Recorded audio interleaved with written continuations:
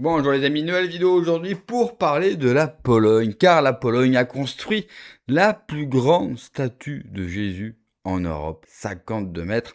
Et on va parler bien sûr de cette importance, car cette statue, la manière de montrer bien sûr le Christ n'est pas anodin, et on finira par un témoignage d'une beauté absolue. Mais juste avant les amis, n'oubliez pas de vous abonner, le pouce, le commentaire, le partage, le boost de la vidéo. N'hésitez pas à me rejoindre sur Telegram et à soutenir la chaîne sur Tipeee. Vous avez tous les liens en description sous la vidéo. Je vous mets tout de suite, bien sûr, en image la plus grande statue de Jésus en Europe.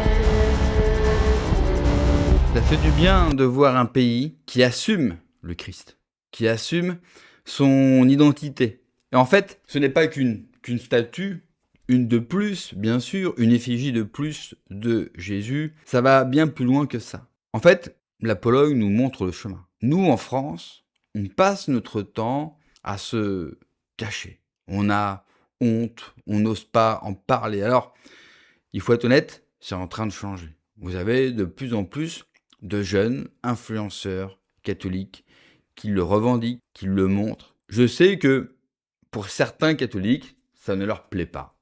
Moi, cela me plaît énormément.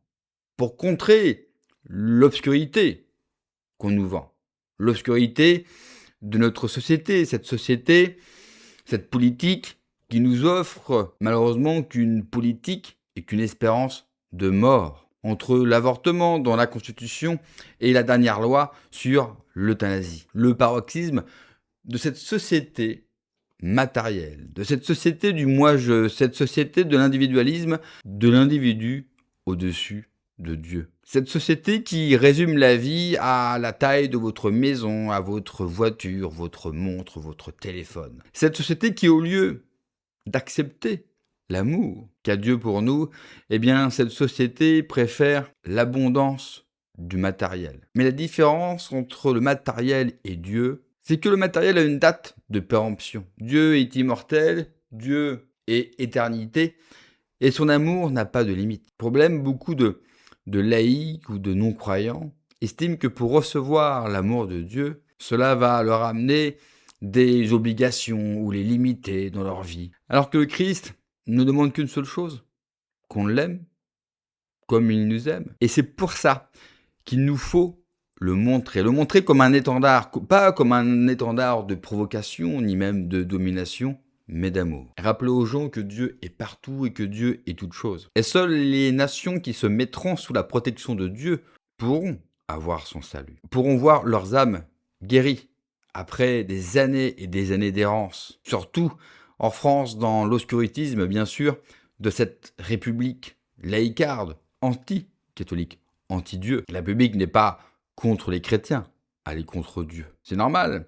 La République a promis aux citoyens l'émancipation par la consommation et le bien matériel. Le problème, c'est que cela a détruit toute la société, avec des conséquences gravissimes, notamment sur les relations hommes-femmes, sur les familles. Et il ne faut pas s'étonner, bien sûr, d'avoir une natalité aussi basse. Comment voulez-vous avancer dans la vie sans avoir Dieu à vos côtés? Et cette statue de 52 mètres en Pologne, eh bien, elle est là pour le rappeler aux gens chaque jour. Quoi que vous faites, il est présent, il vous regarde, il vous bénit. Alors c'est vrai, quand on regarde la France actuelle, quand on regarde son régime politique et une grande partie des Français, on a du mal à croire que le changement est possible.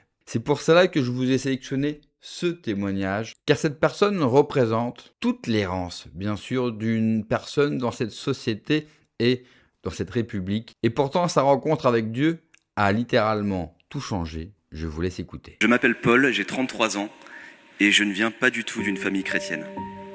Mon père est un ancien communiste et ma mère plutôt attirée par le bouddhisme, et d'ésotérisme. Autant dire que le terrain n'était pas vraiment fertile pour une rencontre avec Jésus. Mais si je vous parle aujourd'hui, c'est grâce à ma mère qui a choisi de me garder alors que mon père souhaitait à tout prix qu'elle avorte. Merci maman d'avoir choisi la vie, je t'en serai éternellement reconnaissant. Il est difficile d'aimer quelqu'un qui vous a rejeté et qui refuse même que vous l'appeliez papa. Pourtant, très tôt, j'ai compensé cette absence paternelle par une rencontre qui a marqué mon enfance. À l'âge de 5 ou 6 ans, en regardant un film sur la vie de Jésus, j'ai ressenti une impression étrange, comme si je le connaissais déjà. J'avais l'impression que cet homme avait toujours fait partie de ma vie. Il est devenu mon modèle, je voulais lui ressembler.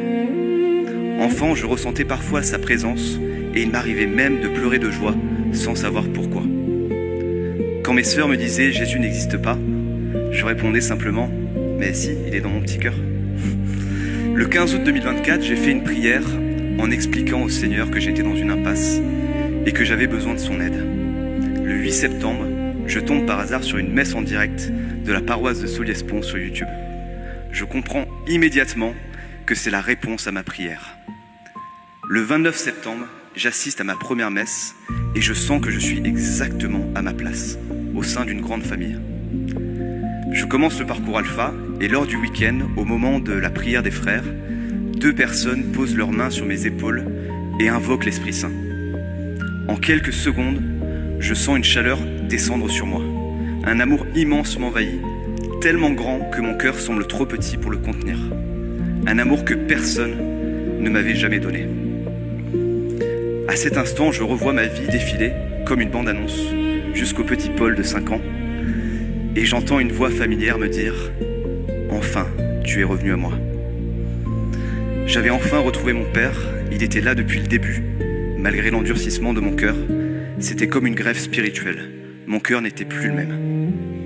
Alors je veux simplement remercier cette paroisse parce qu'ici j'ai retrouvé la mémoire, celle de cet enfant qui avait eu un coup de foudre pour Jésus.